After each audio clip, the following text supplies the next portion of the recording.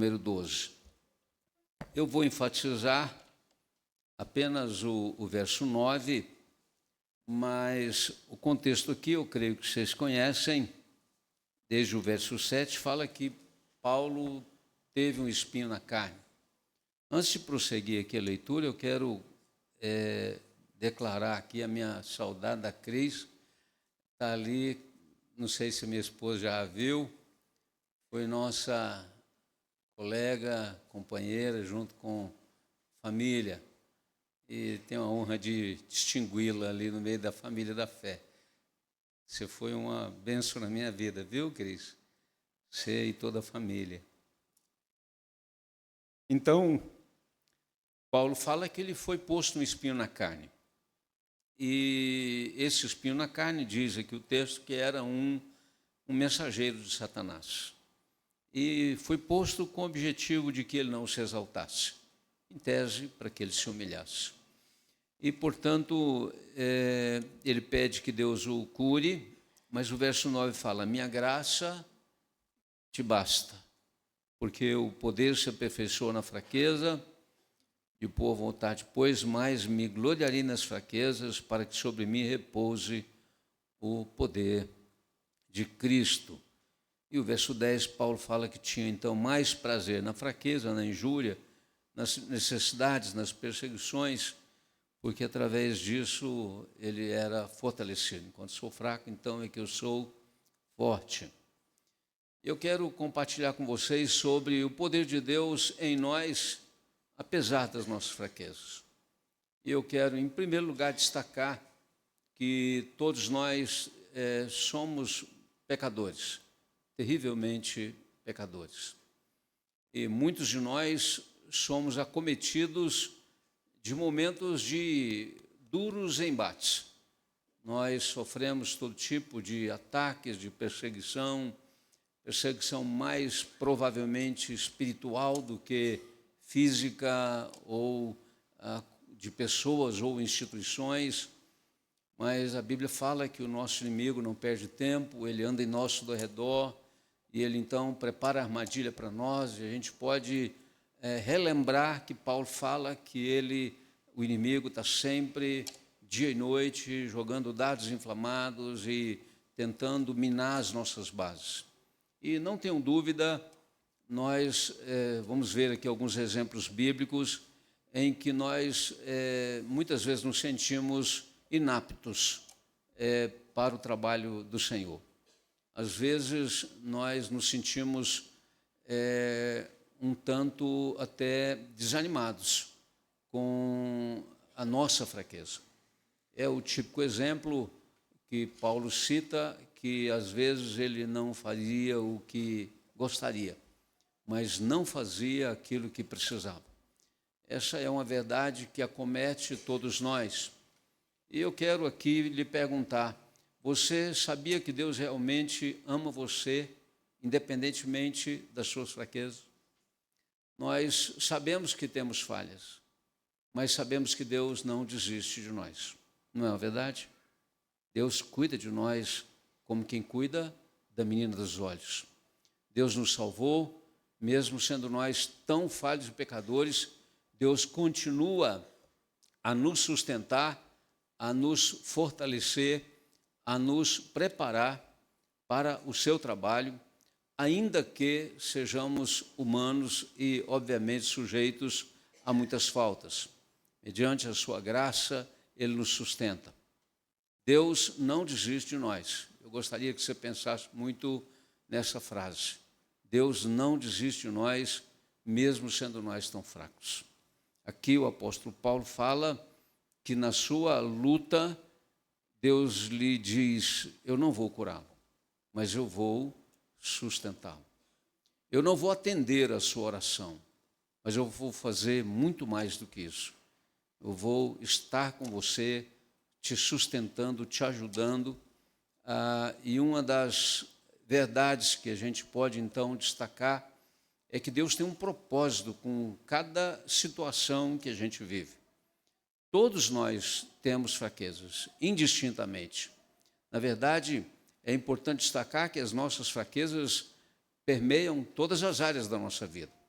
Eu começo aqui citando a nossa vida espiritual, e aí eu reflito sobre o fato de nem sempre fazermos o que queremos. E como eu já citei, Romanos 7, verso 19, Paulo escreve: porque não faço o bem que prefiro, mas o mal que não quero, esse eu faço. Então, essa é uma verdade que a gente vê dia a dia na nossa caminhada cristã, quer conosco, quer com alguém que a gente conhece. Provavelmente, muitos de vocês já se sentiram espiritualmente muito fracos em determinadas situações.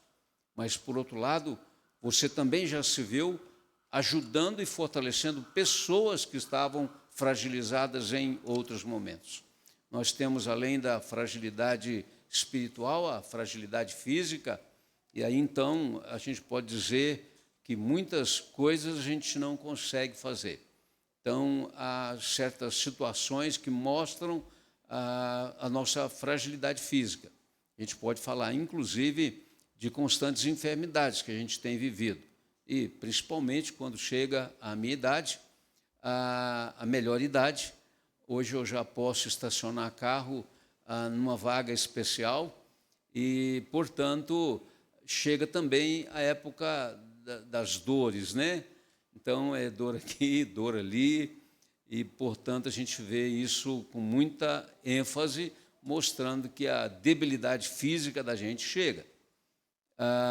Por outro lado, também na área emocional da gente.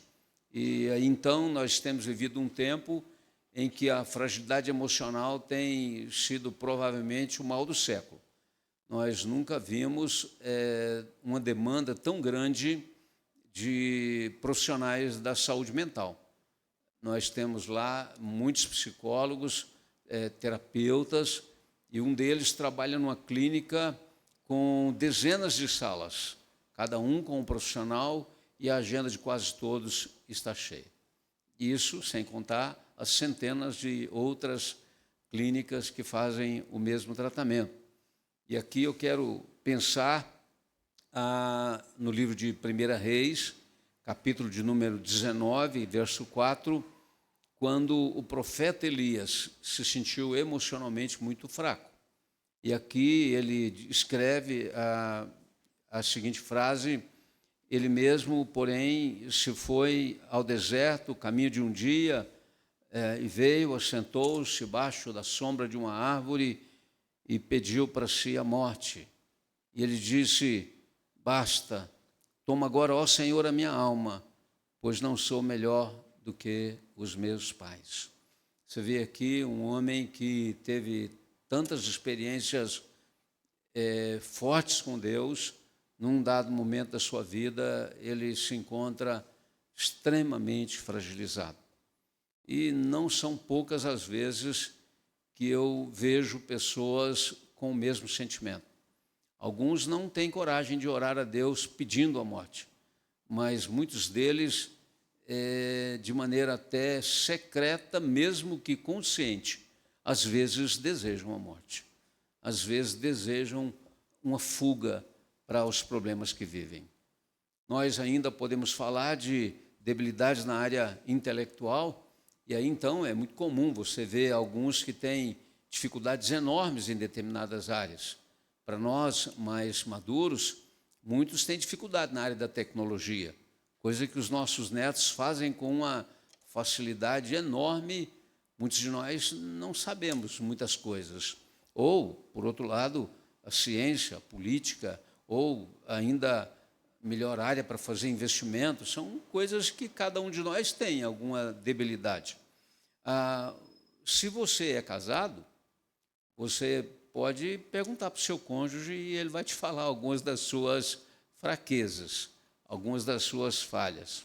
Mas você mesmo pode refletir e refletir sobre quais áreas a gente tem tido fraqueza e quais as consequências que isso tem tido para a gente.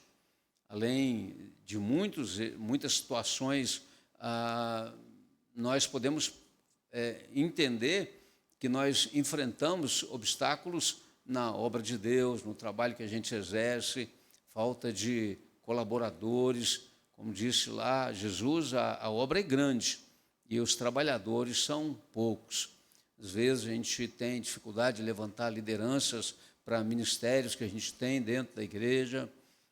Você nota muitas igrejas extinguindo alguma sociedade interna porque não conseguem lideranças para continuar lá ativa.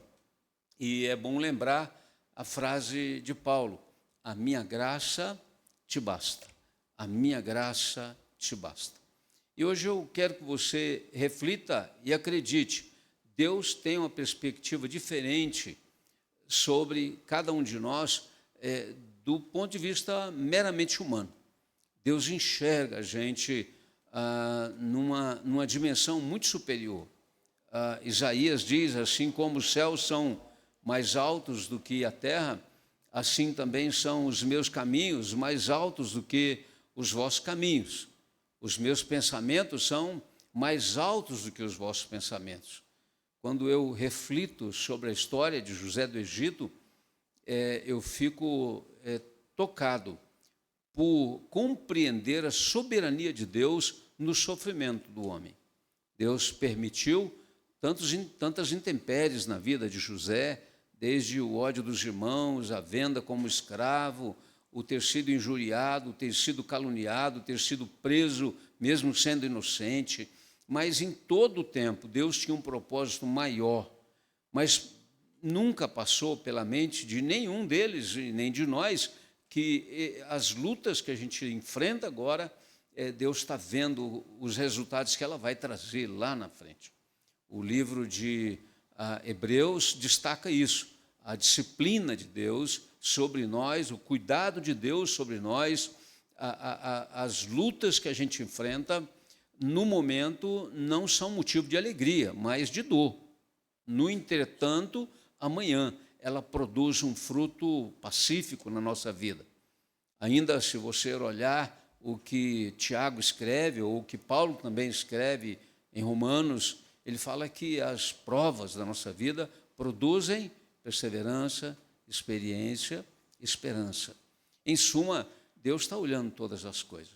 A gente não compreende certas situações. Acho que cada um aqui já questionou propósitos de Deus com a perda de uma pessoa querida, com, por exemplo, o afastamento de um membro da família que, por motivos desconhecidos, se isolam de nós.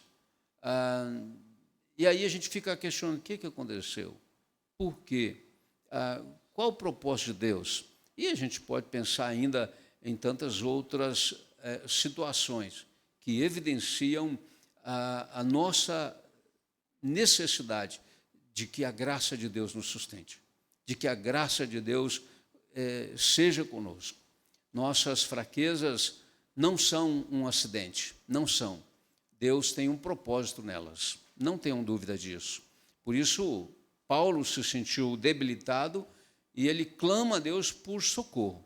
Mas Deus diz, a minha graça te basta. Deus permitiu fraquezas atingindo você, atingindo a nós, para mostrar através delas que Ele nos sustenta, que nós não temos em nós recursos, mas que Ele tem nas mãos todo recurso. Deus não se impressiona com a nossa insignificância, porque Ele é onisciente, Ele vê o amanhã. Muito antes de nós pecarmos, Ele já sabia que nós pecaríamos. E Ele não evitou, Ele não impediu a gente de cair num pecado, numa falta. Por que então Ele permite? É porque, na verdade, Ele tem propósitos maiores de nos educar, de nos fazer, pela dor, não querer voltar àquela prática, de nos fazer sentirmos-nos tão pecadores e tão dependentes do sustento e da misericórdia de Deus. Jesus falou que bem-aventurados são aqueles pobres de espírito, porque deles é o reino dos céus. Deus é especialista em olhar para a gente e, a despeito das nossas fragilidades, nos ajudar e ainda transformar a situação, nos abençoar. Eu quero citar aqui alguns exemplos muito conhecidos, como a de Abraão, que mentiu que Sara era sua irmã, ou meia-irmã. Ele sofreu consequências disso. Mas, a despeito da sua fragilidade, Deus o usou. É um tanto estranho alguém que não duvidou do poder de Deus em ressuscitar o seu filho, ter medo de apresentar a sua esposa como esposa. Mas ainda Jacó foi um homem trapaceiro, mentiroso, roubando o direito do seu irmão, ou ainda Moisés, que negou-se ao trabalho alegando não ter capacidade, não ser hábil para falar. Ele diz aqui que Deus mandasse outra pessoa. Ele não tinha eloquência, nem antes, nem depois que servia a Deus. Ele era pesado de língua. Ou podemos ainda destacar o caso de Raabe, que, mesmo sendo prostituta, ela tornou-se parte da genealogia de Jesus. Tornou-se uma mulher que cuidou dos espias, os protegeu, e Deus a usou. Ou podemos pensar em Davi, que, num dado momento da sua vida, se encontra tão fragilizado ao ponto de cometer o adultério com Batseba, mandar matar o marido dela, ou pensando ainda no profeta Jonas, que fugiu de Deus, Deus o chama para uma missão e ele entende que não queria ir e pega o caminho oposto. Ou ainda Pedro, que negou Jesus, um homem super emotivo, violento, corta a orelha lá do soldado. Ou ainda, por último, assegura que não negaria o Senhor, que o acompanharia, que morreria com Jesus, se preciso fosse, e naquela mesma noite ele trai Jesus de uma forma tão eloquente. Eu só estou destacando que pessoas a quem Deus usou de maneira poderosa foram falhas como nós somos falhos, foram homens como nós somos homens. E se Deus só usasse pessoas perfeitas, então não haveria o que fazer, porque todos são pecadores, todos somos pecadores. Deus fez isso para que a sua glória, o seu poder seja exaltado. É preciso destacar que Paulo escreve em Coríntios dizendo: temos, porém, esse tesouro em vaso de barro, para que a excelência do poder seja de Deus e não de nós. Nós não valemos nada, nós somos vaso de barro. O que tem valor é o que está dentro do vaso, portanto, Jesus. Ele é o tesouro, guardados em pessoas tão frágeis, que se iram tão fáceis, que ficam indignados, que ficam desanimados, que pensam coisas erradas. E essa é a rotina de cada um de nós.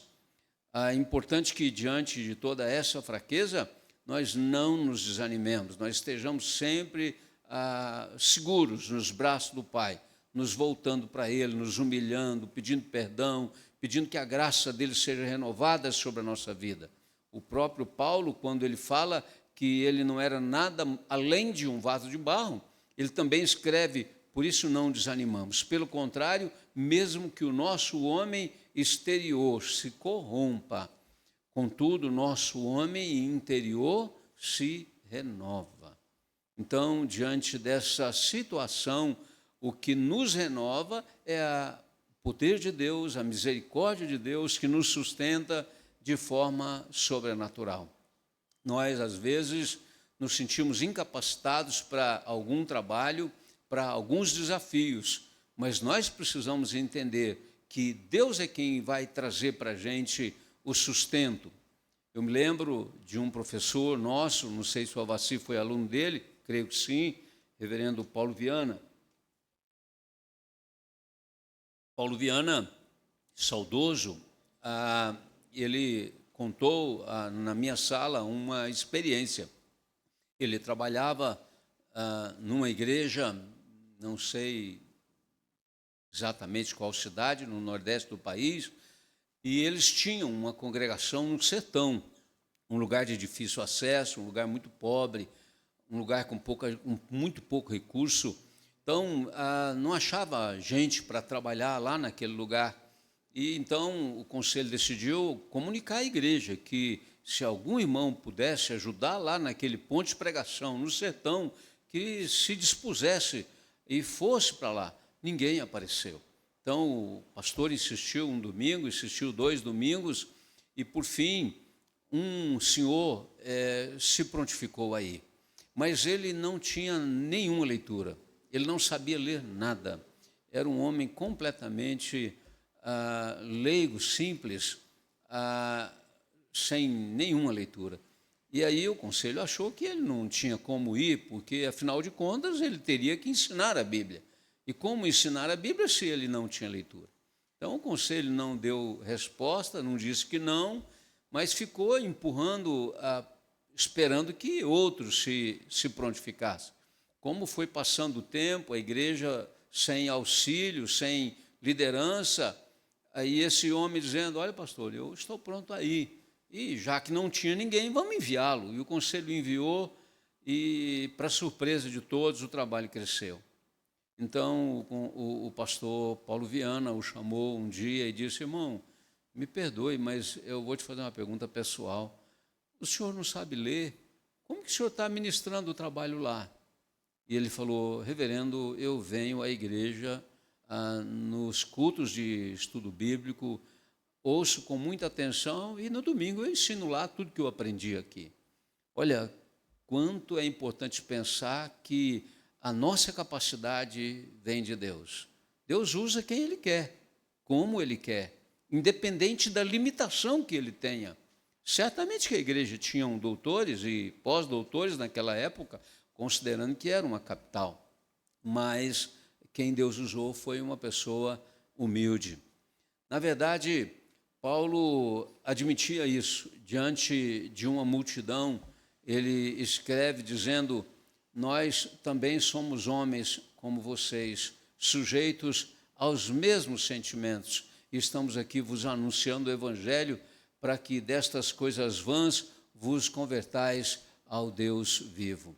É porque nessa situação, Atos 14, muitas pessoas queriam reconhecer Paulo como um Deus, e o chamou de um Deus, mas ele falou: não, queridos, nós somos humanos como vocês, nós somos falhos como vocês, nós somos pessoas com as mesmas credenciais, mas nós estamos aqui para vos anunciar o Evangelho. Você é apenas uma pessoa simples, um humano simples, e é importante que, se existe algum poder na sua vida, na nossa vida, é porque ele vem de Deus. O poder de Deus é quem nos sustenta no trabalho do Senhor. E Paulo também diz que no Senhor é que o nosso trabalho não é vão.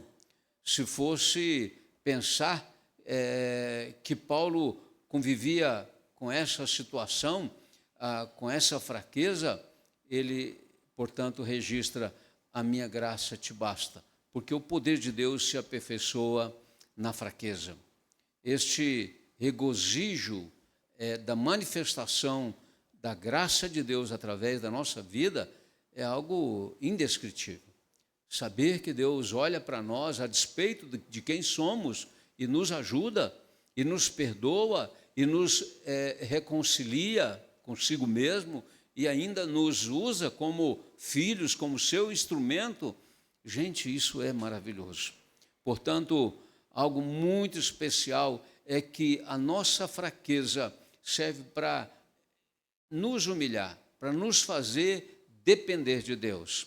Se você não ganha todas, isso é bom, porque você vai entender que na sua fragilidade você vai depender da ajuda de Deus para te fortalecer. Eu trago aqui o exemplo de Gideão.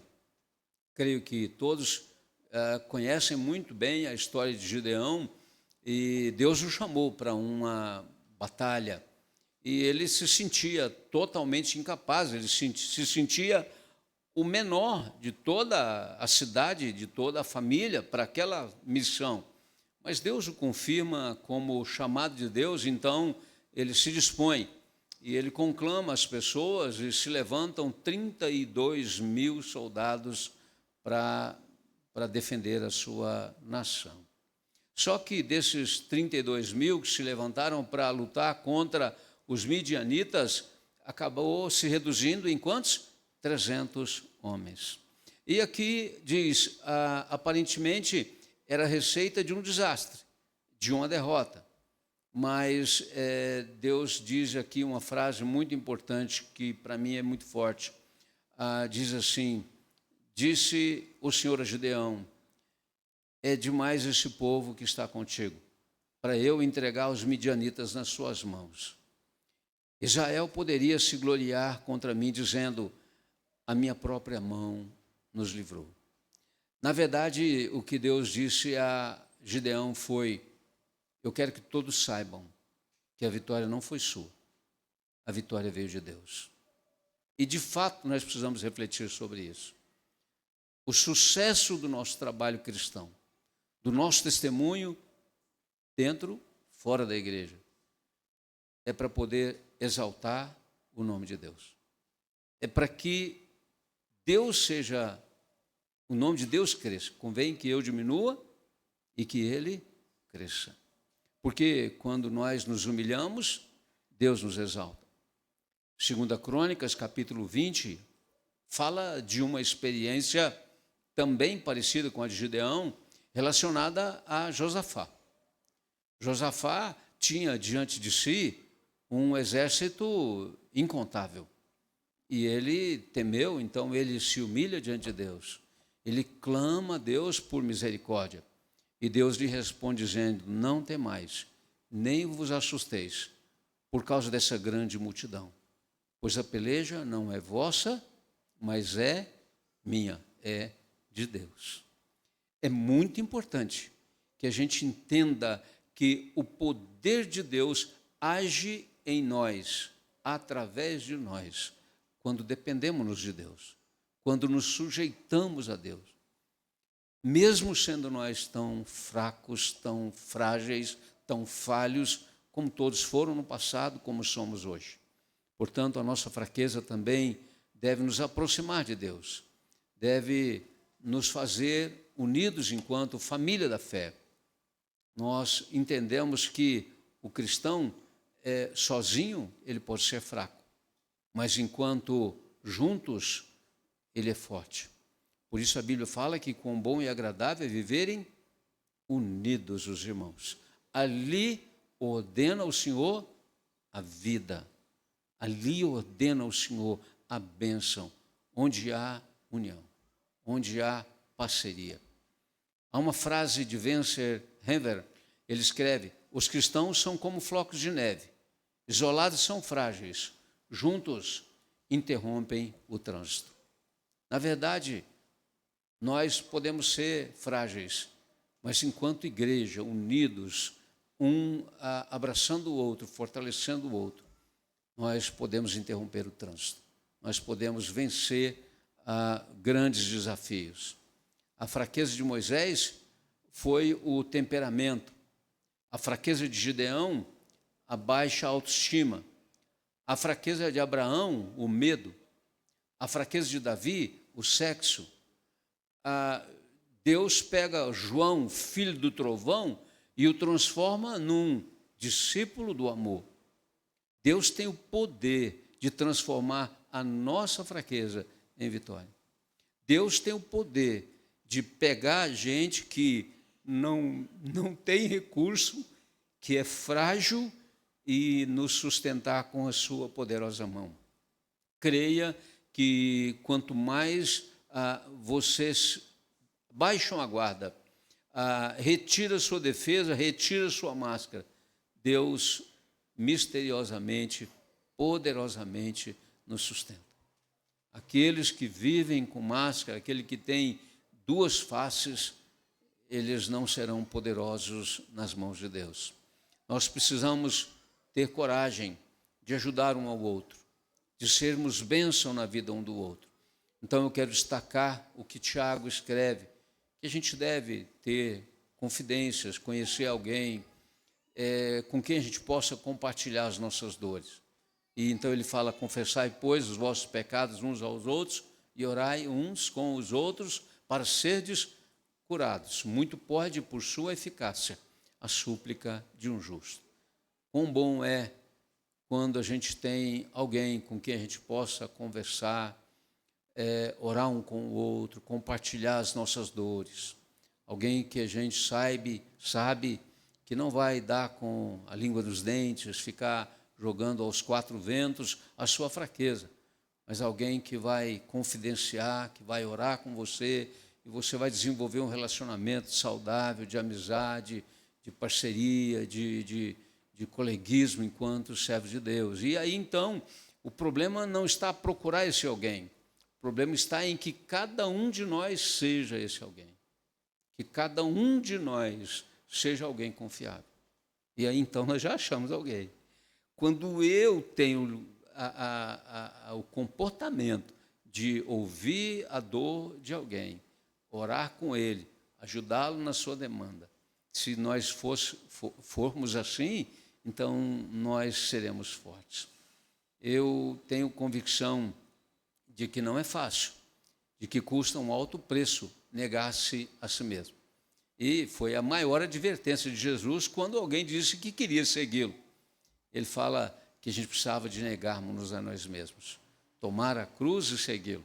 Mas o princípio é de autonegação, baixar a defesa, envolver-se, a ter certeza de que a vontade de Deus é que nós nos humilhemos para que Ele nos sustente. Você pode até ser rejeitado por alguns, mas nunca será rejeitado por Deus se você estiver com o seu coração quebrantado. Se você se humilhar diante de Deus, Ele nunca vai dizer: infelizmente, todos os cargos estão cheios. Infelizmente, nós não temos espaço para você esse ano. Quem sabe o ano que vem eu consigo colocar você em algum ministério da igreja. Não é assim. Deus sempre tem maravilhas para fazer através daquele que quer servir. Agora, quem quer servir, não escolhe. Quem quer servir, procura o que Deus escolhe. Então, não necessariamente eu tenho que estar no grupo de louvor para servir. Eu posso servir, quem sabe, lá na congregação da cidade de Ipava. De repente, lá Deus quer te usar. De repente, lá na congregação de Ubirajara, ou em tantos outros lugares que Deus vai precisar de você, ou em qualquer outro lugar, porque, na verdade, a seara é grande, há muito o que fazer, e é uma contradição achar que não tem espaço, porque todos os lugares já estão alocados. Não, a seara é grande, e, portanto, nós precisamos de, como Paulo, dizer: Deus, me cura, e ouvir dele: meu filho, eu vou sustentar você com a minha graça. As falhas, elas existem. Paulo fala: outrora sem lei eu vivia, mas sobrevindo o preceito, reviveu o pecado e eu morri. Ou ainda em Coríntios, quando ele fala: para vós outros, ó Coríntios, abrem-se os nossos lábios e alarga-se o nosso coração. Então, sem dúvida nenhuma, nós precisamos de nos humilharmos diante de Deus. Existem falhas, mas Deus pode nos sustentar. Eu me lembro de um testemunho que eu e minha esposa ouvimos num dos congressos que nós participamos, e na época um pastor que dava mentorias sobre pequenos grupos, pastor Roberto Lai. Ele compartilhou que numa tarde em casa ele teve uma discussão com a esposa, e discussão de rotina que eu creio que muitos têm, mas naquela noite ele precisava ministrar no pequeno grupo em sua casa. Então a sua mente estava confusa e ele sabia que tinha que ter transparência diante de Deus e dos irmãos, e ele foi para o pequeno grupo, e então, ao invés de ministrar o estudo com o coração cheio de mágoa, ele disse naquela noite: irmãos, eu hoje preciso da oração de vocês. Aconteceu isso assim, assim, assim, assado. Ele abriu o coração naquele pequeno grupo.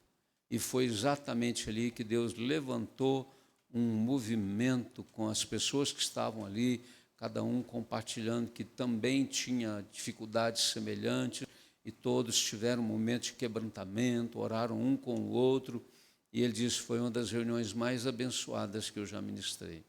Então, quando a gente se põe como falho, mas como servo, Deus tem o poder de transformar isso em bênção na nossa vida. Nós, quando nos fechamos demais, nós sofremos sozinhos. Nós precisamos de ser um com o outro. Precisamos da ajuda um do outro. Mas precisamos querer ajudar um ao outro. Precisamos querer ser bênção na vida um do outro. Quanto mais honesto você for, mais a graça de Deus vai ser derramada sobre a sua vida. Nunca espere receber de Deus o que você merece, porque a gente nada merece. Mas espere receber de Deus a sua graça, porque é ela que nos sustenta, a sua misericórdia é que nos sustenta. Nós não temos mérito nenhum. O mérito está em Jesus Cristo. Deixe o seu orgulho de lado, deixe o seu medo de lado, reconheça que nós precisamos de Deus. Reconheça que a gente não tem habilidades, mas Deus tem o seu poder que pode nos usar poderosamente. Pedro e João, diz a palavra de Deus, eram homens iletrados com muito pouca cultura. Eles cresceram numa vida de pescadores. Provavelmente foram pessoas que não tiveram oportunidade de estudar, ainda que houvesse escolas para eles. Mas o seu trabalho era dioturno e, portanto, eles eram pessoas simples. Mas fala que a sua ousadia no discurso fez com que as autoridades reconhecessem que, a despeito da sua fragilidade na cultura, eles tinham andado com Jesus. E isso faz toda a diferença. Quando você anda com Jesus, quando você tem intimidade com Jesus, Deus usa você. Deus torna a sua fraqueza em vitória. Deus fez isso dando força para Jacó. Deus mudou a vida de Jacó. Todos sabem que houve ali uma luta entre ele e o anjo. E ele não soltou o anjo, pedindo que o anjo o abençoasse. Eu fico muitas vezes dizendo isso a Deus. Deus, eu preciso da sua bênção. No caso de Jacó, ele tinha uma grande viagem de volta para reconciliar-se com seu irmão. Mas Deus lhe tocou onde? A coxa. Todos sabem que lá na academia, o aparelho que as pessoas mais levantam peso é o leg. Os caras levantam muito peso naquele negócio lá. Jamais conseguiria levantar com os braços. Deus tocou no nervo mais forte do seu corpo, na coxa. E ele se tornou alguém incapaz de fugir do seu irmão. Porque a partir dali ele mal conseguia caminhar, andar. O propósito de Deus é que ele não desistisse de voltar e de reconciliar-se com o seu irmão. Deus não queria que ele fugisse mais uma vez. Na verdade, eu desejo que Deus toque a minha vida onde Ele quer. Mas eu oro para que Deus toque a sua vida, para que você não fuja de Deus, para que você não fique arrumando desculpas. Eu não sei. Eu não consigo. Eu sou... tem pessoas melhores do que eu. E assim por diante. Hoje Deus quer dar-nos a consciência de que, a despeito das fragilidades da gente, Deus quer nos usar. Você quer, de fato, ser uma bênção nas mãos de Deus, onde Deus quer? Então, entenda que o poder de Deus age pela sua misericórdia e graça na nossa fraqueza. Lembre-se dessa frase de Paulo: a minha graça te basta, a minha graça é suficiente para você, porque o meu poder se aperfeiçoa na nossa fraqueza. Amém. Deus eterno, nosso Pai, obrigado pela oportunidade que a gente tem de poder, ó Deus, refletir na Tua palavra. Obrigado, ó Deus, porque de fato a Sua graça nos sustenta. Nós estamos aqui, ó Deus, diante da Sua excelsa presença, reconhecendo, ó Deus, que não temos nenhum mérito. Ao contrário, somos muito falhos. Nós nos humilhamos diante do Senhor, pedindo, como aquele publicano, ser propício a mim, pecador.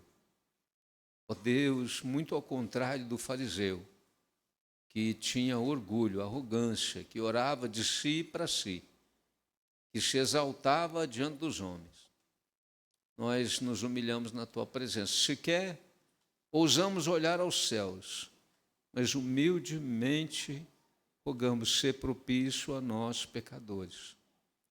Ó Deus, purifica-nos de todo pecado, de toda falha, e ajuda-nos, ó Deus, a sermos instrumento de bênção nas Tuas mãos. Depois que Isaías foi tocado nos lábios por aquela brasa viva tirada do altar pelo anjo, quando ele ouve que os seus pecados tinham sido perdoados, ele se dispõe dizendo: eis-me aqui, envia-me a mim. Deus, que o Senhor nos purifique, que o Senhor nos fortaleça, mas que o Senhor nos use. Que a Sua graça continue sustentando cada um de nós. Eu oro em nome de Jesus. Amém.